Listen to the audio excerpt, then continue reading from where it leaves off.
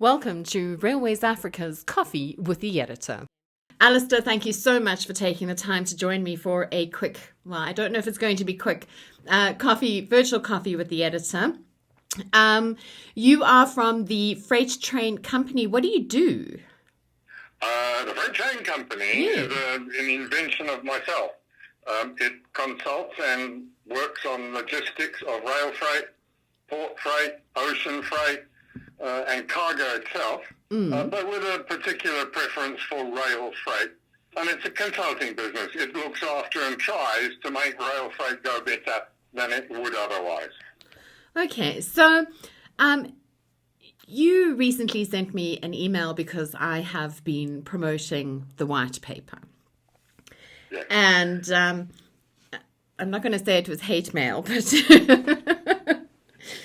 and you're quite concerned, or you have concerns around the white paper, and I just want to clarify that I'm not a big fan of pulling up our track or even rebuilding new standard gauge railway, but I just wanted to hear what your thoughts were on this.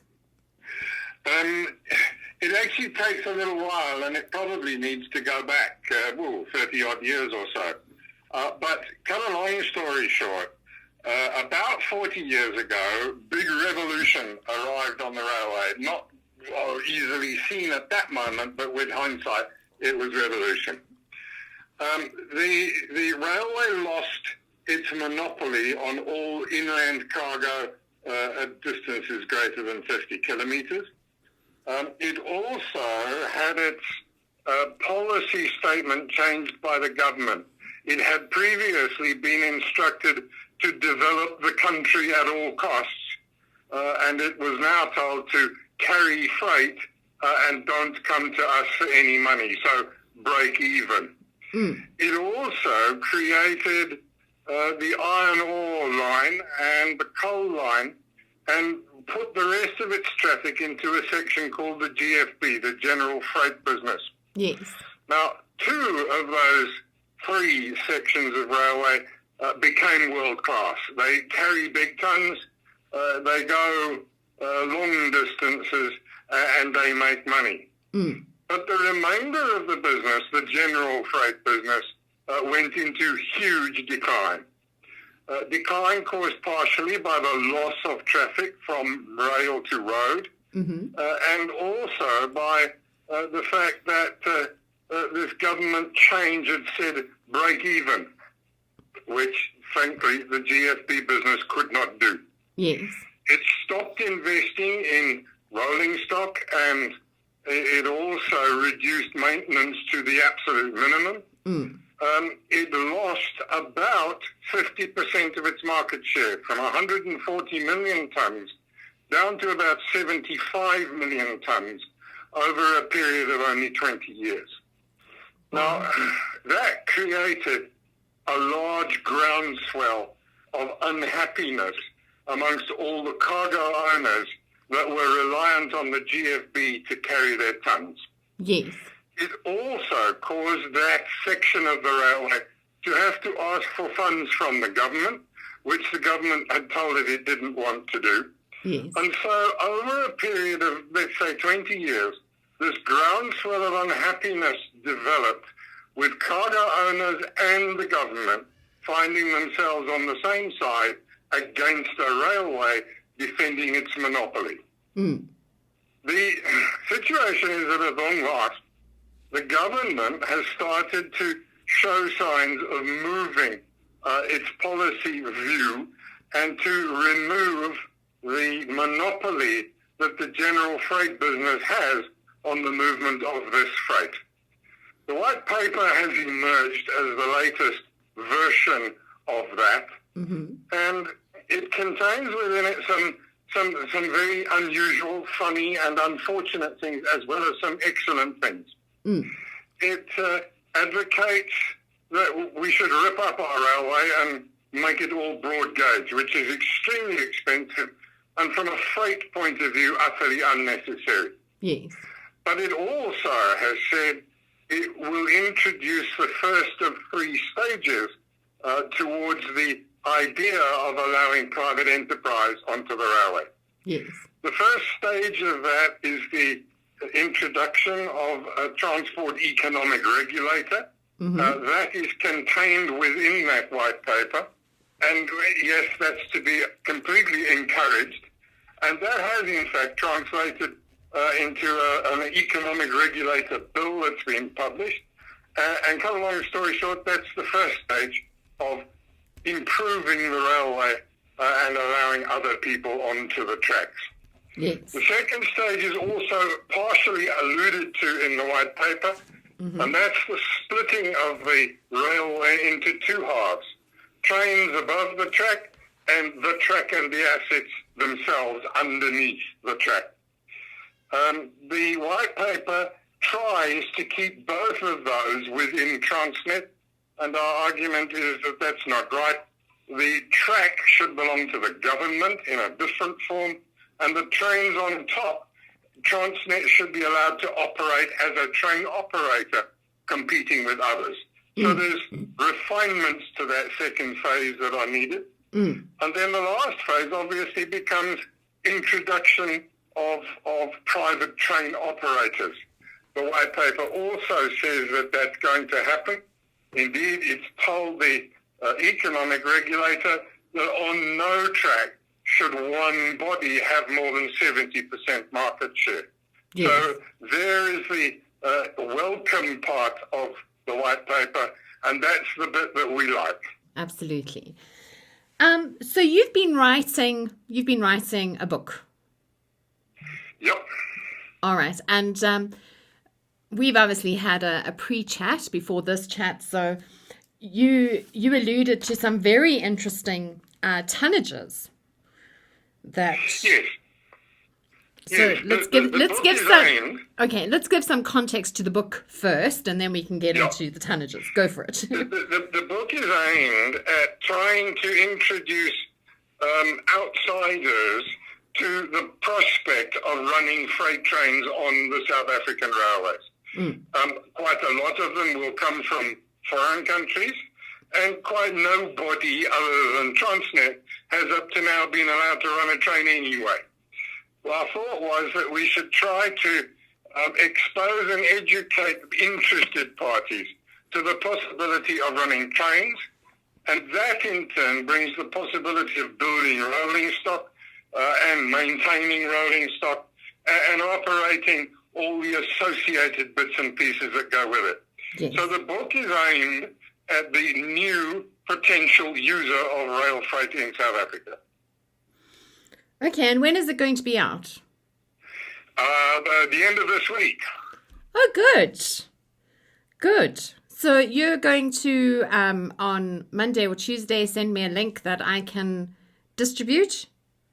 Kind of long story short, it's a for sale e-book. That's fine. You can send me a link as to where they can buy it from. Okay, yeah, we'll send you a link and tell you how to do all of that. All right. So talk to me about some of the tonnages that we can expect. I mean... Yeah. I earlier talked about the fact that the railway, the GFB, had lost tonnage from 140 million down to 70. That's climbed up a little bit. It's sitting at about 85, 90 right now. And that may now have been overtaken by the corona. So, in fact, it'll probably have gone back down again. But cut a long story short, the GFB is carrying only about 90 million tonnes. It's leaving behind, as we assess matters, some 20 to 30 million tonnes of freight that it has simply not been able to put trains around. I'm talking about coal and manganese and ferros and so on. They're obviously rail freight things, but they've been lost to road through the inefficiencies of the railway itself. We've broken that up into sectors of iron, coal, steel, cement, so on, and indicated where those shortfalls lie. And at the same time, we found a situation where the railway that lost its monopoly in 1980 chose to walk away from wagon load freight. And that wagon load freight where railroad had a nil market share because it wasn't allowed to in 1980 odd. That has grown enormously, and probably the railway hasn't realised it. That figure now is sitting intermodal, intercity only, at about 191 million tonnes per annum. The railway has nothing of that and has introduced nothing to compete in that sector of the market. So our arguments are that the potential for the railway sits at 20 to 30 million tonnes of traffic it should never have lost, and 190 million tonnes intermodal intercity traffic where it will need to use swap bodies to compete, but which it has not introduced at all so far. Sure, that is thoroughly interesting, and obviously, kind of motivates why additional operators should be allowed to well, if you access. think about it, the iron ore business is 60 odd million. The coal, I think, is about 75 million tonnes, and this is 190 million tonnes. So it's 2 or 3 times the size of those 2 big traffics that the railway makes a success of. Not only that, but we're in a situation where the railway is quite able to compete and has already got track installed on all those intercity routes. So it requires very little other than a change of attitude or a new operator. Yes. And what are your thoughts on their attempt to reactivate or get investment into branch lines? The branch lines are funny. It's a government policy that has to be taken into account. Let's simply put it this way. Branch lines do not make money. The volume isn't there. It doesn't have the volume to make money on its own. Yes.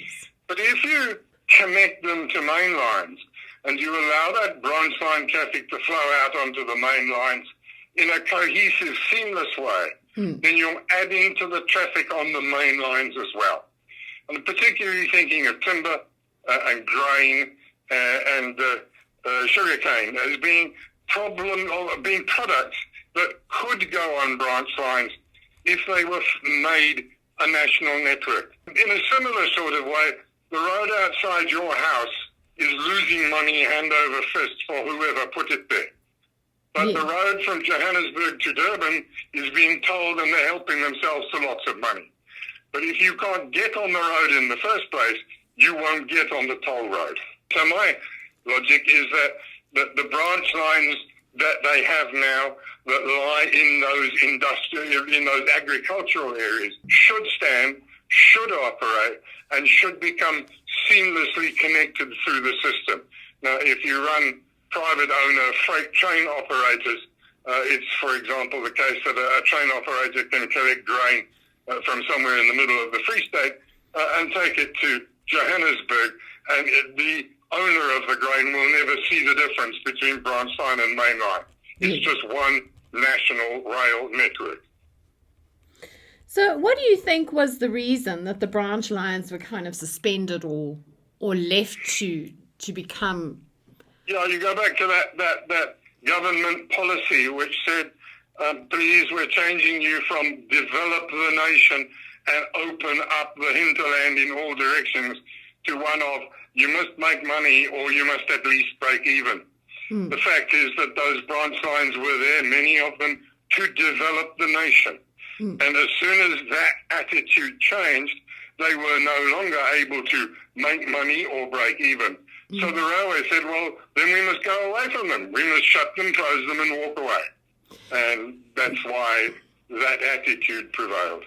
And that intercity cargo, the 191, I think, million tonnes that you're talking about, obviously the branch lines play an important role in terms of that intercity, does it not? I'm talking intercity. I'm talking about what you make in Durban and sell in Johannesburg. Okay. I'm talking about the connections of the big industrial areas. The branch lines, per se, will fuel timber, sugar, that's maize, into a network of ordinary freight railways. So they will be bulk traffic, and in the case of maize, there'll be a strategic food traffic as well. Yes. Okay. All right. So, what would your best scenario picture look like? I think along the following lines. The general freight business as it's known today should be thrown open to other competitors to run rail trains competing with Transnet. It's also the case when you talk about the coal and the iron ore, those two should be thrown open. But the getting into that traffic will be expensive because it's a lot of rolling stock and it's fairly heavy usage. Whereas GFB business will be easier and let's say cheaper to invest in and get going. So I see a situation where the economic regulator and the safety regulator are allowing private enterprise trains onto the general freight network of South Africa to compete with Transnet. A bit like trucks compete on one road to carry traffic. Yes. As things stand at the moment, it's an interesting set of statistics that exists. If you look at the three sections of the South African Railway, the iron ore contains or has about 4.3% of the track kilometres, 13.5% of the rolling stock, and carries 24% of the tonnes. Coal has about 2.8% of the track. It has about 14.7% of the rolling stock and carries 36% of the tonnes.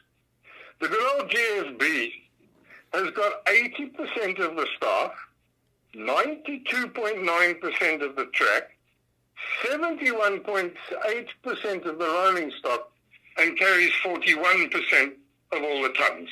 It's the 80-20 rule, and the GFB is the bad guy that needs to change. And I think it would be good to see that change or open up first. All right. And then some of the statistics that you were quoting with me earlier, in terms of that 191 million intercity traffic. Yeah. I think you were saying that it's 3.5 times the tonnage of the RX line and 2 times the tonnage of the coal line? Yes. If you look at those numbers I've just given you, the iron ore line has about 55 million tonnes on it per annum. Yeah. The coal line has about 76 million tonnes per annum. And the road freight intercity, 191 million tonnes. Now, as things stand now, we envisage that iron ore and coal will gradually decline as it gets mined out. And the railway that relies on it will run into trouble unless it has a third arrow in the bow. And that really has to be the intercity intermodal traffic. Do you think this is a strategy that Transnet has kind of taken into consideration and that's probably why it hasn't moved forward with opening up the market?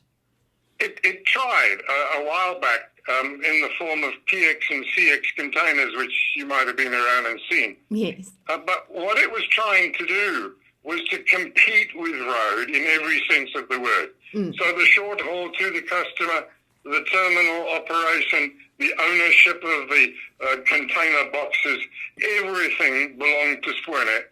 And the road saw that as outright straight competition with which it must compete. And frankly, that wasn't the right way to market it. The railway has to get to a position where it hauls the trains and that road hauliers provide the swap bodies, the short hauls at each end, the marketing and the freight payments, etc., all dealt with by road. And rail has to join with them rather than compete with them. Yes. Because there's a lot of, you and I were talking again before anybody else heard the conversation. So maybe we should get some context. In a few years' time, or maybe not in a few years' time, maybe not even in my lifetime, we don't think... You must be quite young. We don't think that the expansion of the network is required until we have major congestion. You're talking about when might we need high-speed rail? Yes. Yeah. So when would we need high speed? Yeah, if you look at where it is working at the current moment, it tends to be in the European densely populated, high-activity countries, the Far East, Japan, etc. And it's in those areas that the high-speed train has emerged and works well. It takes people off the road, it takes motor cars off the road, and to a much lesser extent, it takes freight off the road. But taking people and transporting them quickly, that's its strength.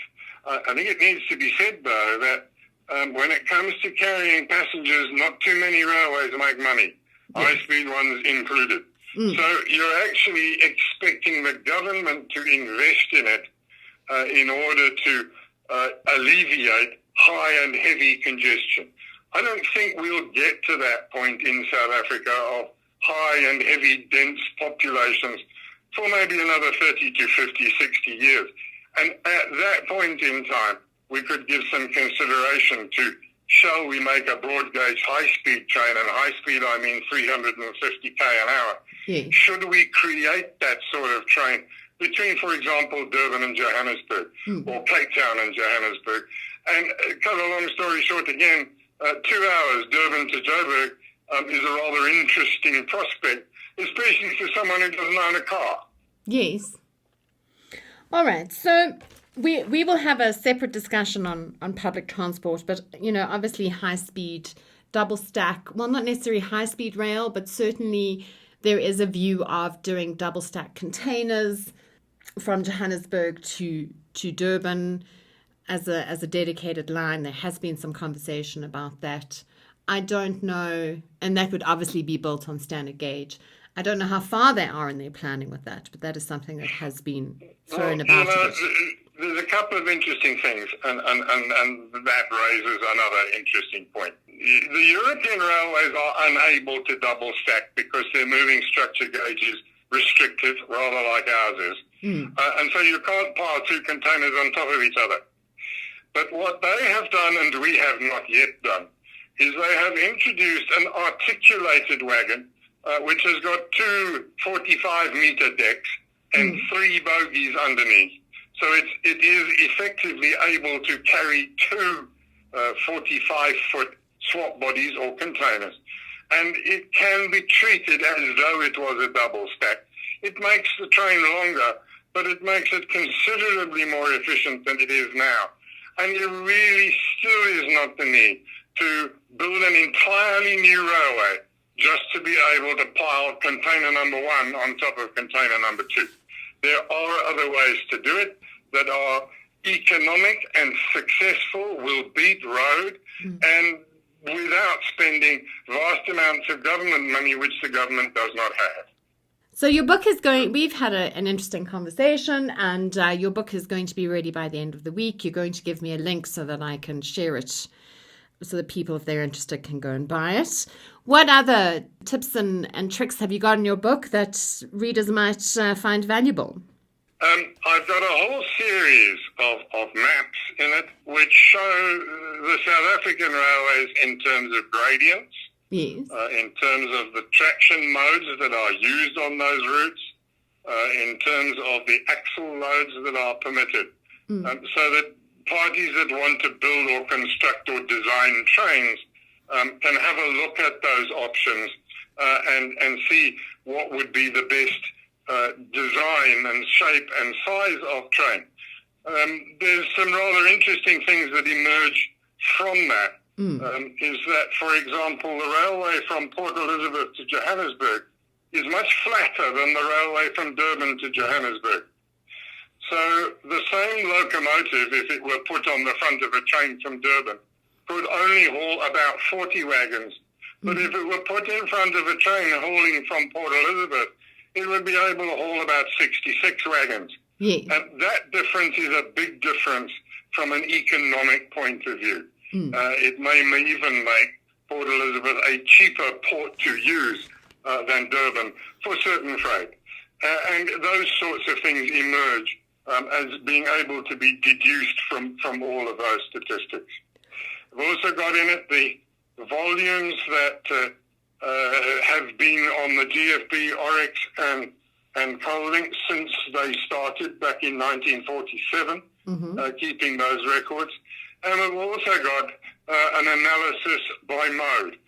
What share does road have, or what share does rail have of sectors of the freight market, so that it describes to people where they might go to find traffic to exercise new trains. Okay, and have you taken into consideration the potential in the SADC region, our neighbours, or have you kept it just for South Africa? Well, to start with, just for South Africa. It is only South Africa that's introducing these rules. I have no doubt that Zim and ZAM will change and will allow private trains to operate in due course. But right now, it's South Africa. Wonderful. Well, Alistair, thank you very much for your time.